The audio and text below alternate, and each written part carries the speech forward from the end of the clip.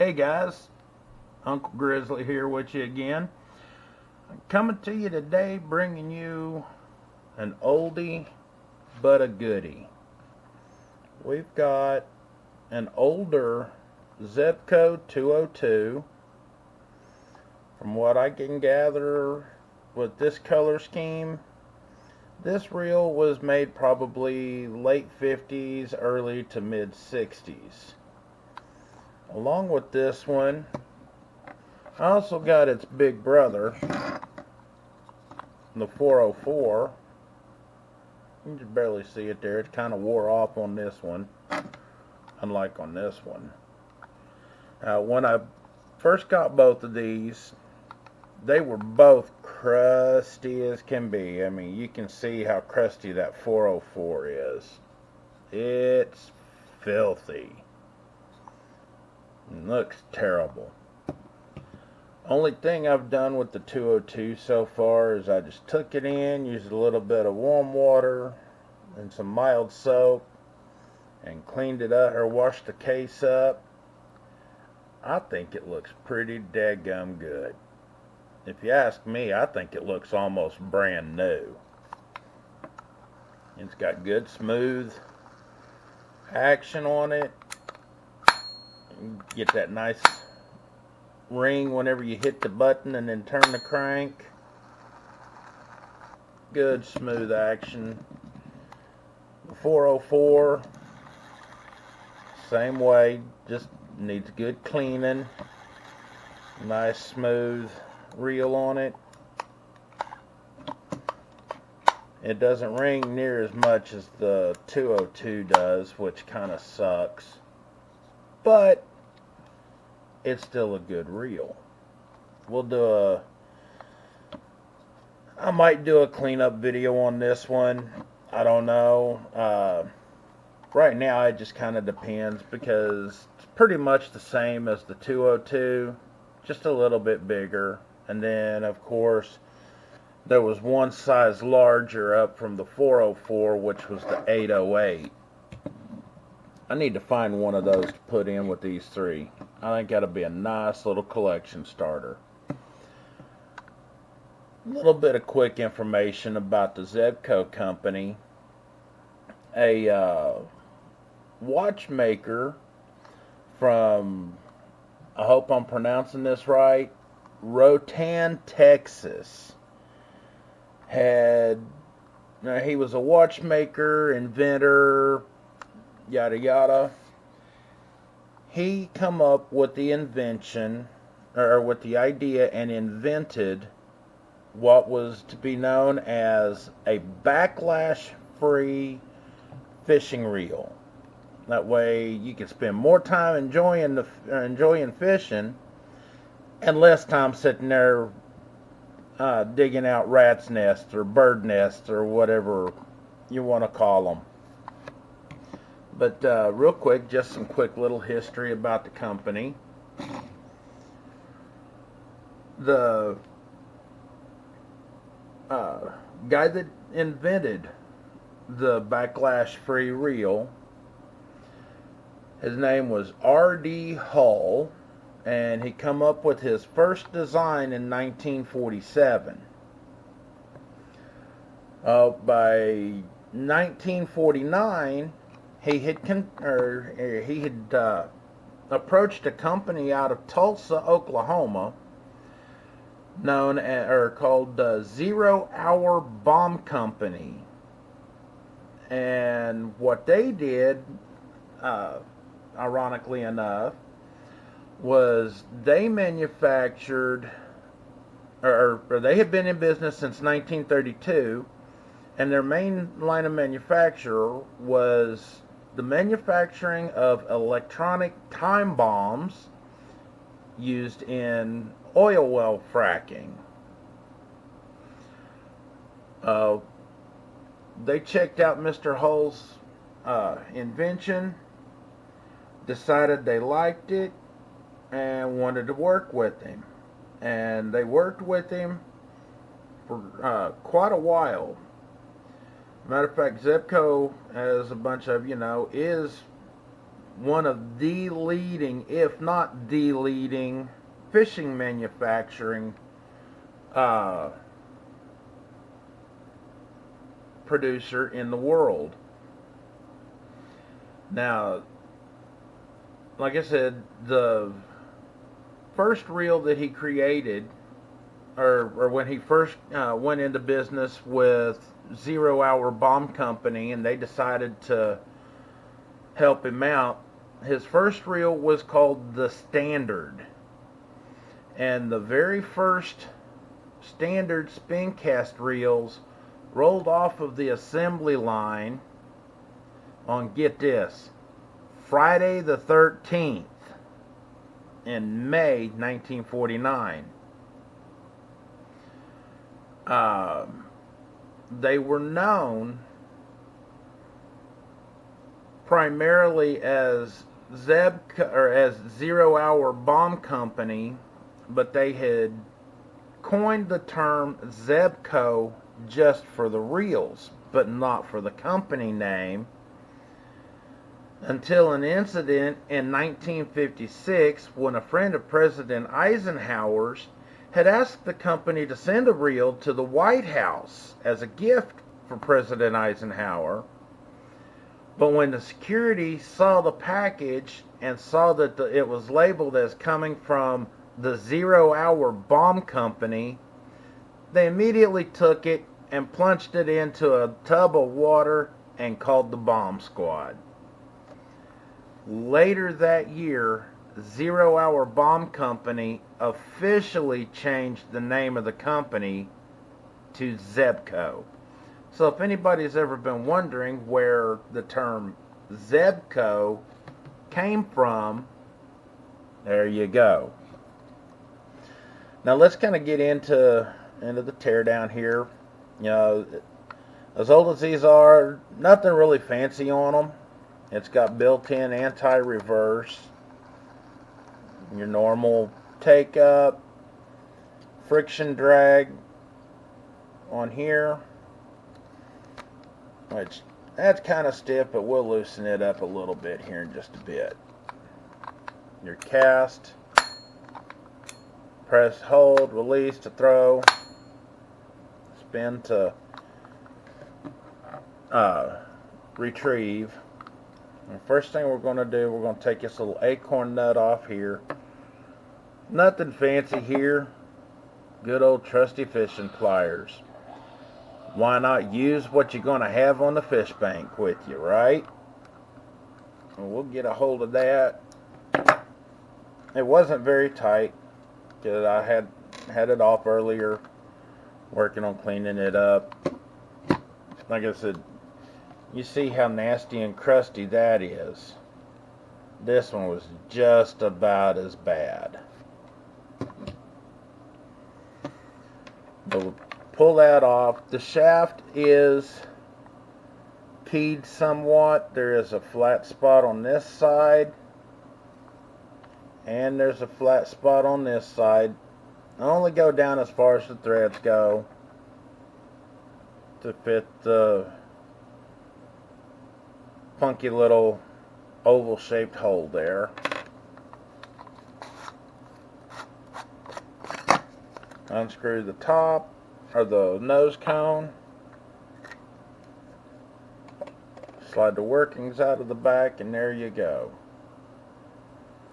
You got plastic catch here that when you push and hold the button down, it holds the line against the inside of the reel housing there. Here's your crank, your main crank gear. You can see the anti-reverse working in there. And then here's your take-up shaft, your take-up gear, your drag adjustment, sorry about that, your drag adjust wheel, and then your drag lever there. Let's see if we can go ahead and get this off. This one does have a nut on the end of it, You can use either a big screwdriver or a pair of pliers, or if you happen to have them handy, you can use a ratchet. Turns counterclockwise to remove. And that one was on there pretty tight. There's your little nut. You can see the groove in it here better for using the screwdriver. See it right there? Lay that over here to the side. Now this should just pull right off. Yeah. When you hit the button to cast out, this little piece here will flip down. And there's a little ledge right along here. You can see where it's different colored. Yeah. There are different colors right there. Matter of fact, you can see the ledge right there with the reflection. As it spins around, that'll drop down into that little ledge off of the top and let the spool snap back down so it'll grab the line and catch it, or pull it in. You notice on this one it's got the scalloped edges, unlike on the Shakespeare Omni 3. On this one, it's smooth edges, but you got a little bitty peg that pops up there to catch the line and pull it in.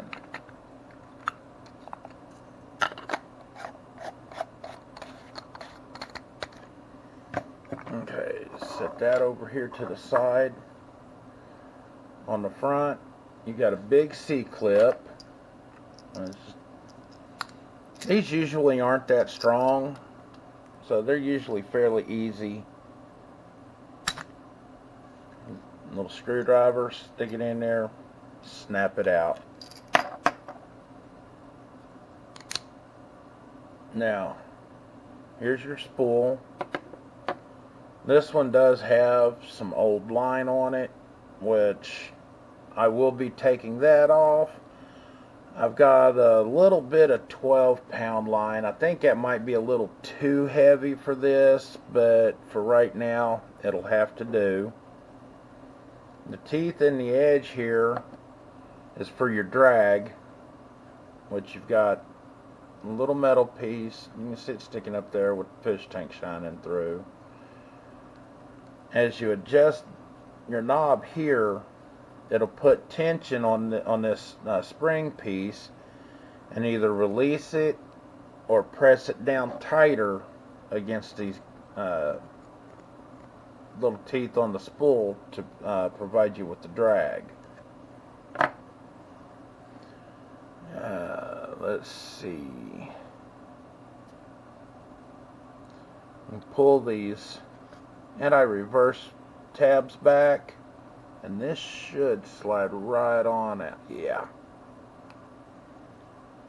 Turn it just a little bit, line your gears up with your main flywheel gear, or crank gear, and then we can just slide that right out. Nothing special, very basic, but it gets the job done. Now what we'll do here,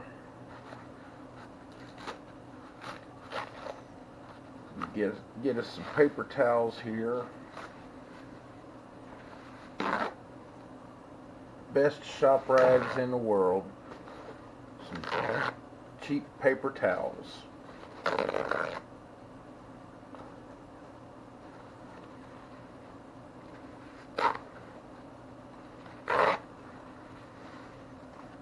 And what we're going to do, since I don't have any degreaser or anything like that right now, and plus I really wouldn't want to use anything too harsh on this, because you don't want to damage this plastic. I mean, this is a collector's reel, as old as it is. And what we're going to do, we're going to use just a little bit of 50% isopropyl alcohol. Pour a little bit in the cup there,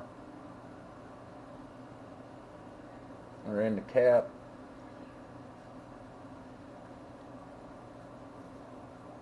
Trusty cotton swabs. Good for everything. Don't use them in your ears. Or at least they say not to. But we all do. Dip it in the alcohol.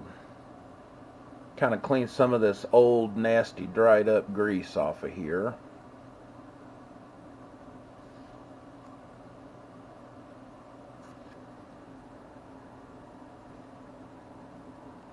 Looks like Shrek blew his nose in this. We'll just kind of give everything a generous little wipe down.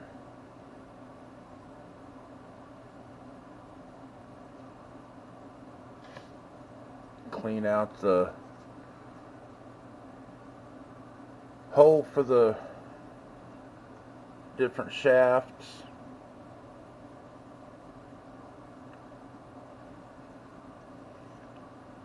Get your reel hole. I lost my cotton swab, or cotton off of it.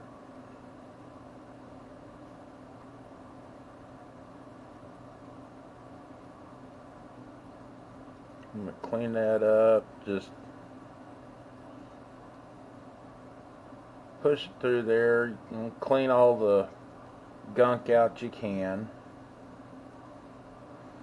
Unfortunately, we cannot remove the drag set wheel, but we can take and kind of clean in there just a little bit. And got some nasty crusties along through here.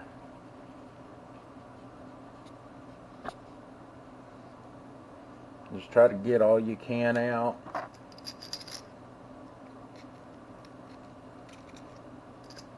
I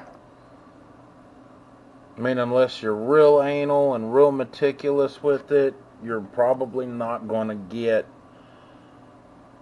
every last little bit out of it. But it's something you can get most out of.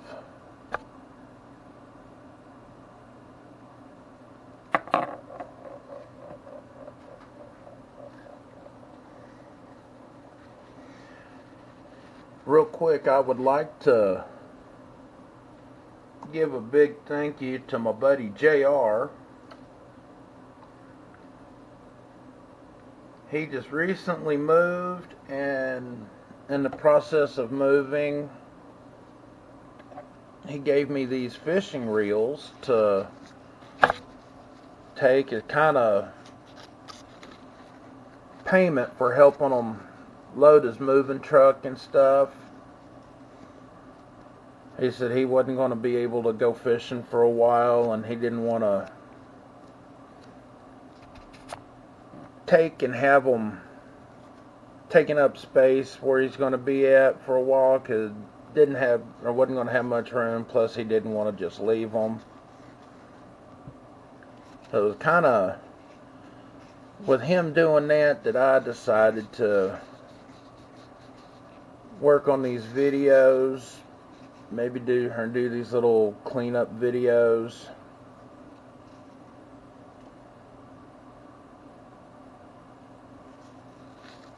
Plus, I'd also like to give a shout out to another buddy of mine, James Kinney from New York. He inspired me to start working on trying to do some of these videos, because he's just started his own new channel up, and he's doing videos showing trails or hiking trails and points of interest and stuff like that in New York around the Finger Lakes area. So you guys go over there, check out his channel. It's Discovering the Finger Lakes, and watch his videos. He's only got like 3 up. He should have number 4 coming out this upcoming weekend. Real beautiful scenery, nice, beautiful areas that he and his nephew Brady go riding and hiking through. stop by, watch their video, give them a thumbs up, subscribe, and leave them a comment. Tell them Uncle Grizzly sent you.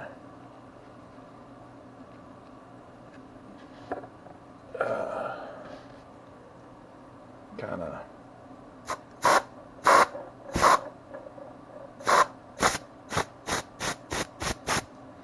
a little bit of canned air to help blow some of the junk out between the gears.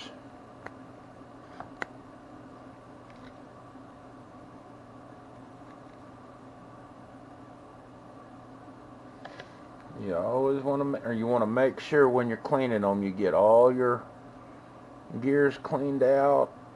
Don't have any paper towel or old dried up hard grease or anything like that in them.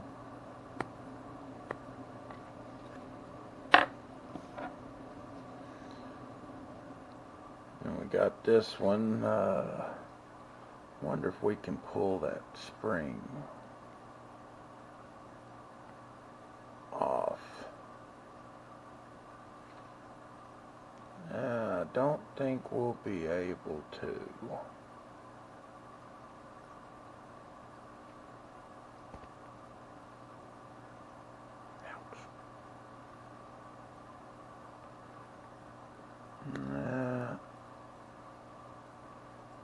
Likes to grab the grizzly fingers.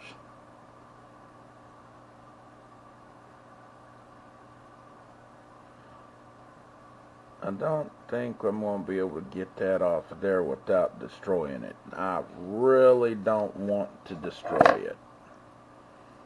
So we'll just take some alcohol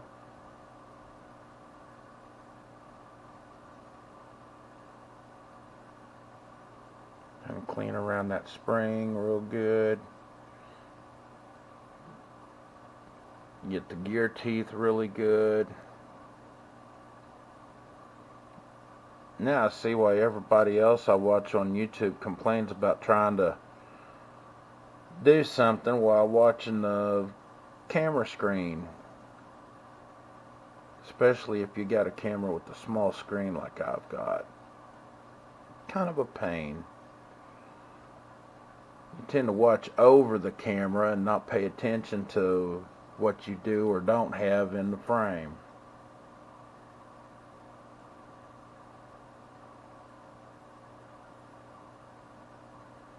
It looks pretty good. Might take my little screwdriver and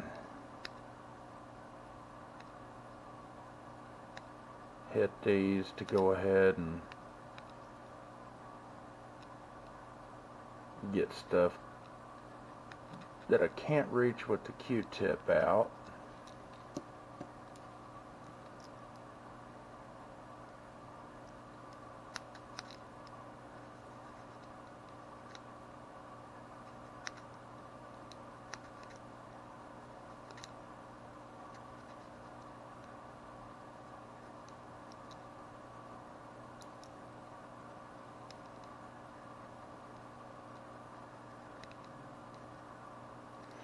But I want to thank everybody that has watched my earlier videos and everything for watching, helping out. Everybody remember to hit that subscribe button. Once you've hit the subscribe button, be sure and ring that little gray bell. That way you'll get notified when I upload new videos. And also be if you find the video informative, if it's helped you out in any way, be sure and hit that like button on there. Give me a thumbs up. Okay, we've got everything pretty much cleaned up. Now we're going to take, I got my trusty little real grease billow bottle here. You can get these just about any bait and tackle shop. You can get them Walmart, Kmart, whatever, Bass Pro Shops. What I like to do is I'll take and I'll stick it, there we go, right down in there, and give just a quick little squirt in there. Get a little bit of grease in there.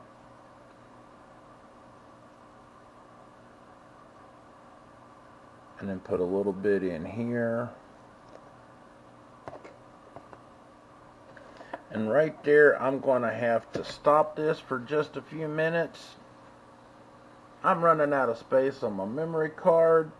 Let me get this downloaded, get the memory card emptied out, and I'll be right back with you.